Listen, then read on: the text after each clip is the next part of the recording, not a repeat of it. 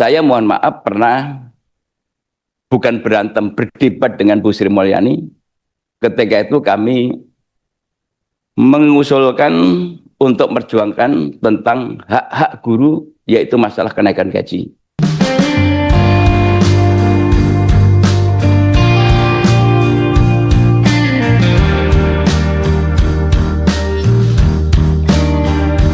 Saya miris Bapak Ibu, ketika penyebutan honorer itu hanya untuk guru. Makanya saya sepakat ada beberapa tokoh di Indonesia yang menyebutkan, kok kenapa kalau TNI tidak ada honorer? Polri tidak ada honorer. Jaksa tidak ada honorer. Hakim tidak ada honorer. DPR nggak ada honorer juga kan Ibu? Tapi kenapa giliran guru kok ada honorer gitu? Ini mungkin karena ikatan regulasinya yang kurang. Yang seperti tadi dikatakan oleh Boselli, makasih Bu. Ibu ingat bahwasanya guru itu tidak ada guru yang di bawah naungan Diknas saja. Tetapi ada di Depag. Solusinya cuma satu. Bikin badan guru nasional. Sehingga tidak akan terklaster itu penyelesaiannya. Yang ini punyanya Kemenag, yang ini punyanya Kemendikdas, dan sebutan lain. Oleh karena itu, mohon ini digolkan gitu. Badan guru nasional ini untuk, yaitu tadi, agar tidak terpecah-pecah di dalam memanajenya. Ini mumpung ketemu, Bu, saya mau menyampaikan suara dari bawah juga terkait dengan tunjangan profesi guru yang sekarang sudah dikelola langsung oleh pusat gitu. Ini mungkin sering diutarakan oleh Ibu Ketua kami gitu, betapa administrasi ini perlu disederhanakan. Jadi kami itu, guru itu ditandainya masih hidup atau tidak itu melalui TPG. Dengan cara, yaitu tadi, guru-guru kalau mau TPG-nya cair, itu harus lihat dulu di info GTK. Ditanyain dulu operatornya. Divalidasi dulu. Kalau memang mereka cocok, baru dikeluarkan. Itu kan sama juga bilang, hei guru masih hidup ya gitu. Kalau yang kayak gitu. Tapi kalau maaf lagi, saya nyebutnya kayak gitu tuh bukan iri gitu. Tapi ini mohon guru diperlakukan secara adil. Beda dengan TNI, beda dengan Polri. Mereka tunjangannya lancar jaya gitu. Tanpa harus validasi. Ini mohon dimasukkan di dalam sebuah regulasi gitu.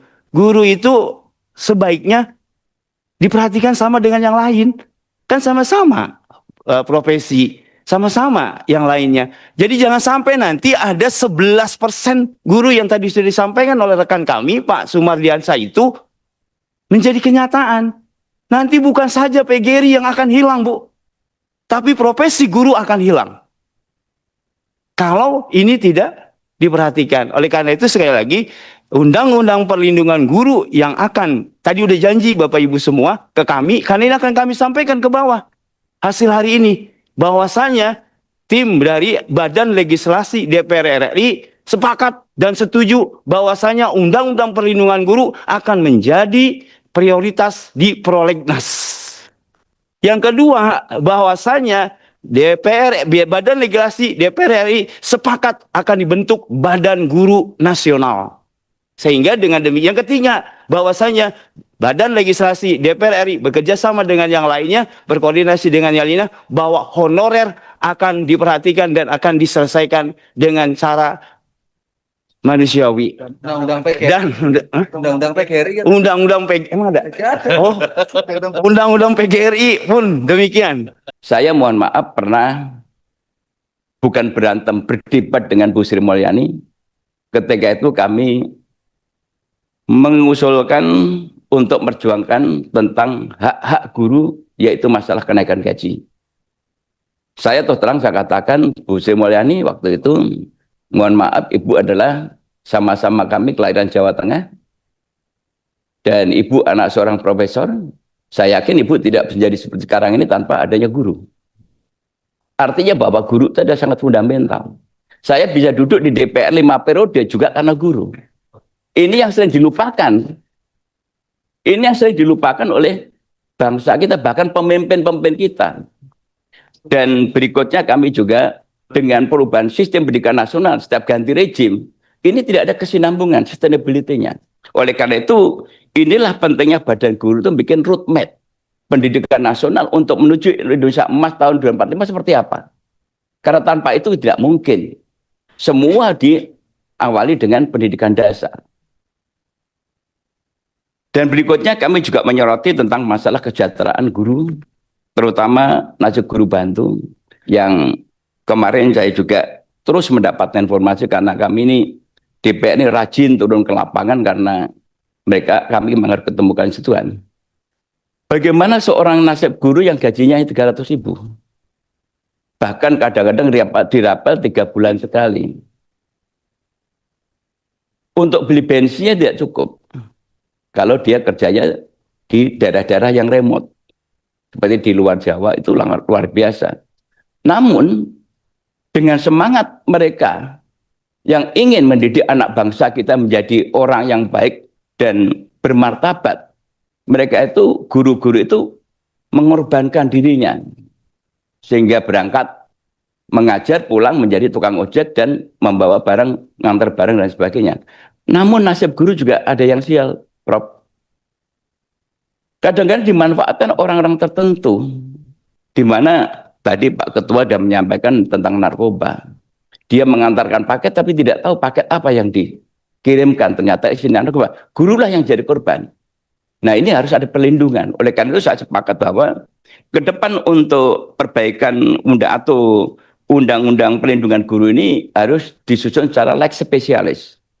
Karena kekhususan undang-undang guru ada di atas segala-galanya. Tanpa guru kita tidak akan bisa jadi presiden, tidak akan bisa menjadi anggota DPR karena semua berlatar belakang pendidikan. Kecuali kalau ada yang meloncat tanpa pendidikan bisa jadi wapres atau apa, nggak tahu ya. Nggak tahu, kira-kira seperti itu. Nah, oleh karena itu ini penting sekali. Pendidikan ini penting sekali. Oleh karena itu mengasalah lex spesialis, saya mengusulkan, setuju kalau nggak salah Ibu sebelah mengusulkan ada metode omnibus law. Saya setuju. Karena irisan guru ini tidak hanya di masalah pendidikan, tapi juga yang lainnya. Saya ingin menyampaikan dalam forum ini bahwa undang-undang ASN ini tidak pernah mengatur, karena saya ikut bahas, tidak pernah ada pasal yang membatasi tentang usia 25 tahun. Itu diatur di PP. Itu yang saya persoalkan. Itulah yang menghambat daripada guru-guru tidak bisa cepat naik menjadi pegawai negeri. PP mengatur. Nah, oleh karena itu PP ini harus direvisi. Padahal pengabdiannya sudah cukup lama. Kemudian tiba-tiba diisi guru yang lulusan baru yang mungkin kualitasnya masih jauh daripada yang senior. Nah, oleh karena itu undang-undang ini betul lex spesialis dan menggunakan metode omnibus law sehingga pasal-pasal yang tidak diatur dalam undang-undang itu bisa dianulir dalam undang-undang ini. Jadi metode omnibus law nanti akan bisa mengakomodir bahwa untuk pengangkatan guru kalau mereka sudah punya masa kerja walaupun usianya sudah di atas 25 tahun wajib dijadikan pegawai negeri. Ini saya rasa menjadi salah satu hal yang penting. Kemudian saya menyoroti terhadap masalah kekerasan terhadap guru. Saya ingin juga nanti mohon dikaji, Pak. Mana batasan-batasan hak asasi manusia?